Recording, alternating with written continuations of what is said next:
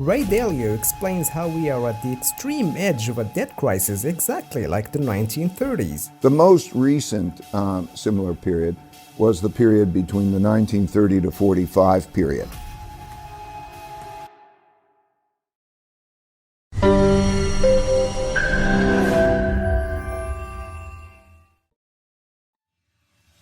Debt crisis is a situation in which a government loses the ability to pay back its governmental debt. When the expenditures of a government are more than its tax revenues for a prolonged period, the government may enter into a debt crisis. Dalio explains perfectly the debt cycle that we are currently facing. The early part of the debt cycle is the great part of the debt cycle because the borrowing of money is being put into assets that are going to be able to pay back that debt and grow, and asset prices go up. Then you enter the bubble stage when everybody is extrapolating that because it happened in the past. Because those assets went up, they're going to continue to go up, and they're going to continue to rise, and it pays to borrow money to do it, but they're not able to actually pay off their cash flow. The top of the cycle usually happens when the bubble exists and also the Federal Reserve or the central bank begins to tighten money to slow that bubble at the high part of the cycle. So as we take a look at that, we are approaching more the top of that cycle. I don't think we're there yet. I think we're in the seventh inning.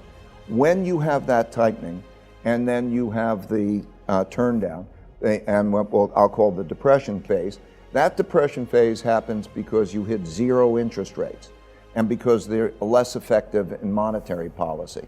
That's why 2008 was like it was in much the way 1930 was. And so that's the depression phase. You can then, the central bank has tools.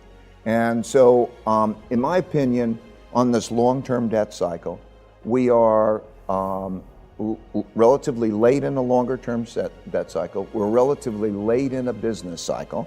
That doesn't mean imminent. I mean, I think there's 2 or 3 more years probably in this. I'm not sure for sure. But we are then going to have a downturn at some point. Downturns always come, recessions always come.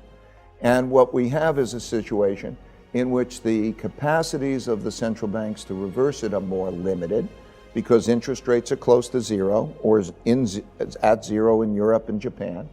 And also, the effectiveness of monetary policy is largely, quantitative easing is largely behind us because they have put that money in and those asset prices have risen. We also have another issue, which is the wealth gap and the populist issue, because which is, I think, worse than it was back then. So imagine today, we have the best economy that you probably we're going to get. The unemployment rate is low. The stock market is where it is, asset prices are good. These are times that are good, but we have this polarity. So if I'm looking at 2 or 3 years forward, that's the period that produces greater concern. So I think we're relatively late along in that cycle. Twice in this century, the US went through a debt crisis so severe that the Fed had to drop rates to zero and resort to unconventional policies like quantitative easing. The first time was in the 1930s and then again in 2008-2009. We had calculated that a number of the entities would not be able to pay back their debt. When there's a certain rate of debt growth that is unsustainable and that there's going to be a problem paying it back, when you do the calculations, you could see that you have a problem. When you start to have a debt problem and you're close to zero interest rates, that means that the central bank, the Federal Reserve's ability to deal with that won't work. You'll hit zero. And then you enter a new world. Okay, the last time that happened was 1928 to 1929, 30, 31. That's what happened. What happened in 2007 and 9 was the exact same thing. A debt crisis, too much debt, and you hit zero interest rates and out of luck. And then what happens, there's a classic way of dealing with that, is that the central bank has got to print money and go buy financial assets. And so that's what all the entities did.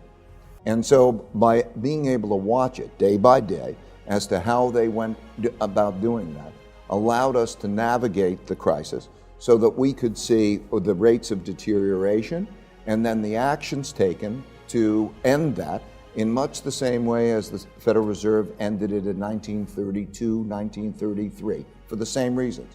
Now, that printing of money and the buying of financial assets causes financial assets to go up in price, puts money into the economy, and produces the type of reaction that we've now seen in terms of that economy and those markets. Then we're at the stage of the cycle where we are now. And what happens classically is that those financial purchases help those who have financial assets more than they help those who don't. And it causes a greater wealth gap. And very classically, that causes populism because there's a gap between the wealth and then you move into a situation that's very similar. So being able to see mechanically how that dynamic worked allowed us to navigate it well. Bridgewater has been moving into gold and inflation-linked bonds in its all-weather portfolio, diversifying the countries it invests in and finding more stocks with stable cash flow. On another note, Dalio sees that while equities and gold benefited from trillions of dollars in fiscal spending and monetary injections, those efforts are debasing the currency and have raised the possibility that the US will go too far in testing the limits of government stimulus. And the US dollar is now at risk because of the quantity of debt creation and money printing.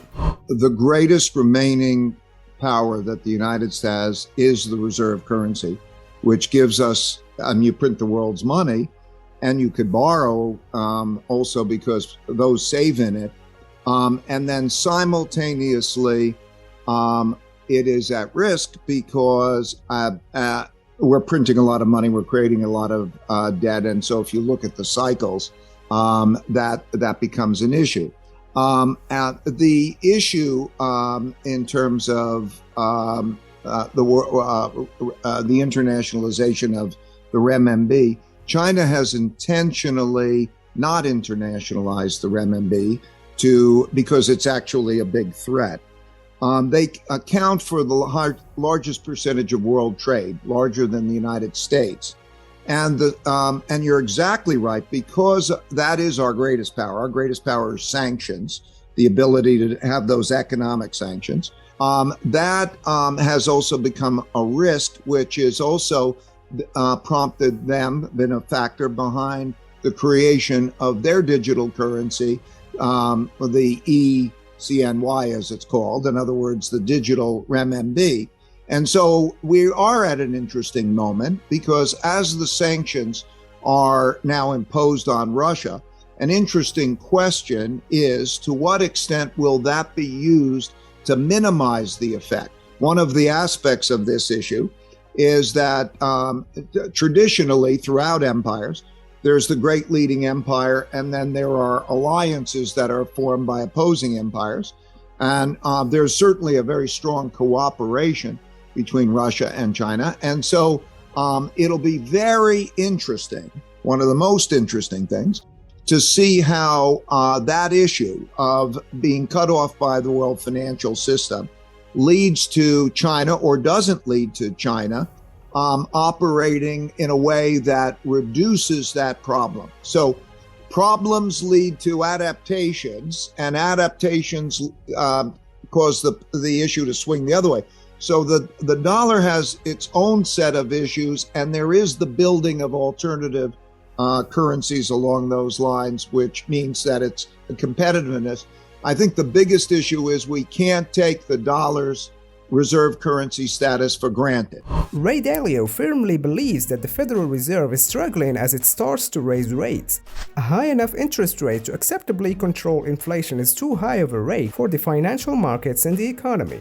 As they raise interest rates to deal with inflation, they put the brakes on credit demand and they put the brakes on the economy. And as a result, they also make the stock market and other assets worse. So unlike the first part of the cycle where they put a lot of money in and there isn't yet inflation, we're farther along in that cycle so that there is the rise of interest rates and the adverse effect that starts to have on markets and start to have on the economy.